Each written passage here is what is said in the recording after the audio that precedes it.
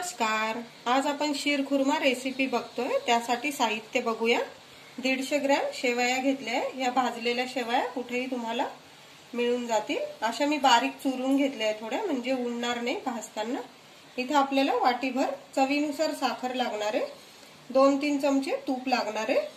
इथे मी पिस्ते घेतलेले, ते भिजवून घेतले।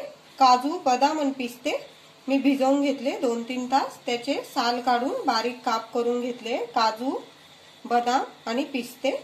इथे मी वेलची बारीक कांडून घेतलेली आहे। थोडी केशर दुधात भिजवलेली आहे। थोडी चारोळी लागणार आहे आपल्याला, आणि थोडेसे खजूर मी बारीक कापून घेतलेले आहे। थोड्या मनुका। इथे आपल्याला 1 लिटर दूध घेतलेले आहे मी। कढई ठेवलेली आहे मी बारीक गॅसवर। 1 लिटर दूध घेतलंय मी। फुल क्रीम दूध घेतलंय। तुम्हाला जे दूध आवडत असेल तुम्ही ते घेऊ शकता। कमी शीरखुर्मा करत असाल कमी दूध घेतलं चालेल। आता हे आपल्याला 10-1 मिनिटं तरी छान उकळू द्यायचंय। मी मोठा गॅस केलाय उकळवण्यासाठी। आपलं दूध बघा छान उकळतंय। आजूबाजूची साय येईल ना ती अशी दुधात टाकून द्यायची पळीने हे करून। छान होतंय आपलं दूध, मस्त घट्ट होतंय। अजून दूध छान बऱ्यापैकी उकळून गेलेलं आहे। आता आपण इकडे मी एक पॅन ठेवलेला आहे, बारीक गॅसवर ठेवलाय।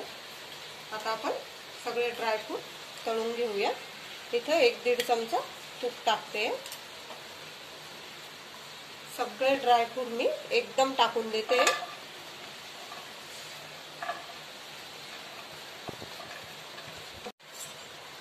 ड्रायफ्रूट आपल्याला छान लालसर होतं परतून घ्यायचे।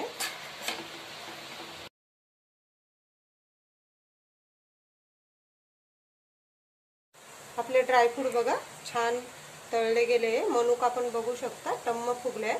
आता हे ड्रायफ्रूट सगळे दुधात टाकून द्यायचे।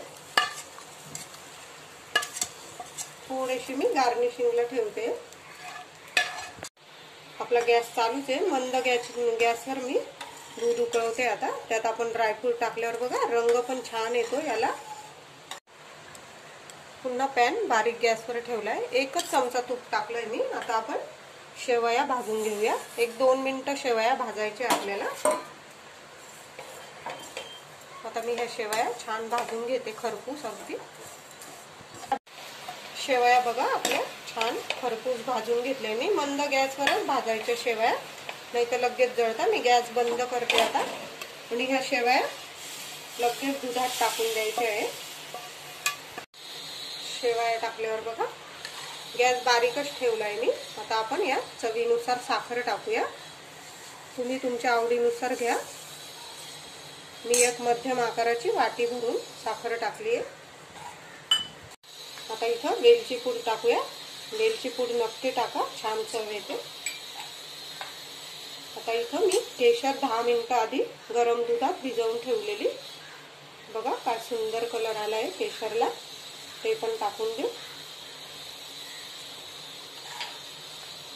आता एक 4-5 मिनिटं तरी आपल्याला शीरखुर्मा उकळू द्यायचा आहे। बघा आपला शीरखुर्मा एकदम तयार आहे। काय छान झालाय, कलर पण एकदम सुंदर आलेला आहे। आता मी गॅस बंद करते आणि एका वाटक्यात सर्व करते।